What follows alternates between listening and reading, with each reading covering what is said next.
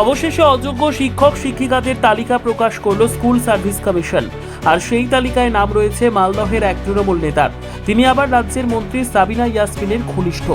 দলের প্রভাব খাটিয়ে চাকরি পেয়েছেন এই তৃণমূল নেতা কটাক্ষ বিজেপির।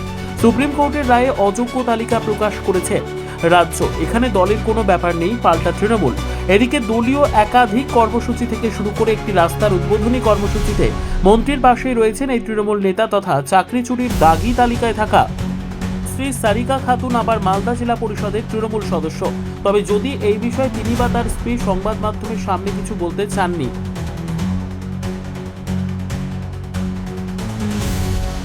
গতকাল রাতে যে এসএসসির অযোগ্য প্রার্থী তালিকা প্রকাশ হয়েছে, সেখানে মালদা জেলা পরিষদের যে মেম্বার সারিকা খাতুন, ওনার হাজব্যান্ড শামসুদ্দিন আহমেদের নাম সেখানে পাওয়া গেছে। আমরা গোটা পশ্চিমবঙ্গবাসী জানি যে তৃণমূল কংগ্রেসের এই যে শুধু 26,000 চাকরি নয়, গোটা প্রাইমারি থেকে শুরু করে এই যে চাকরিদের নিয়ে যে দুর্নীতি করেছে, চাকরিদের কলকাতার গান্ধী মূর্তি পাদদেশ থেকে শুরু করে হাজরাতে বিভিন্ন জায়গায় প্রায় 3-4 বছর ধরে শিক্ষাপ্রার্থী, চাকরি প্রার্থী থেকে শুরু করে সবাই ধর্নাতে বসেছে। এমন হয়েছে প্রাণও গেছে। আমরা ভারতীয় জনতা পার্টির পক্ষ থেকে ধিক্কার জানাই, কারণ এটা জানা কথা। তৃণমূল কংগ্রেসের নেতা নেত্রীদের নাম থাকবে না তো আর কার নাম থাকবে?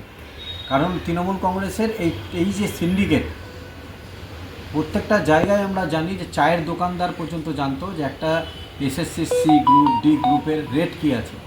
তো সার্বিকভাবেই তৃণমূল কংগ্রেস এই দুর্নীতির সাথে দীর্ঘদিন ধরেই জড়িত। এটা সাধারণ মানুষের সামনে আমরা দেখতে পাচ্ছি এসেছে, এবং ধিক্কার জানায় ভারতীয় জনতা পার্টি। আগামী দিনে 2026-এ এই সরকারকে যদি উৎখাত না করে, বেকার ছেলে মেয়ে যারা আছে তারা আগামী দিন কিন্তু পথে বসবে। দেখুন, ভাইরাল কি হয়েছে না হয়েছে সেটা আমাদের দেখার বিষয় না।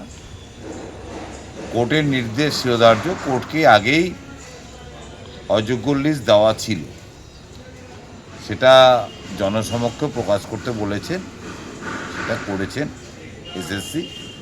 এখন তাতে কে গেল, কার থাকলো, এটা নিয়ে তৃণমূল কংগ্রেস কোনো ভাবিত নয়।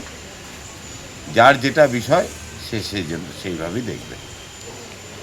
তৃণমূলের আপনাদের মন্ত্রীর ঘনিষ্ঠ চাকরি পেয়েছে, এটা নিয়ে বিজেপি দেখুন, আমার ব্যক্তি জীবনে অনেকের ঘনিষ্ঠ থাকে।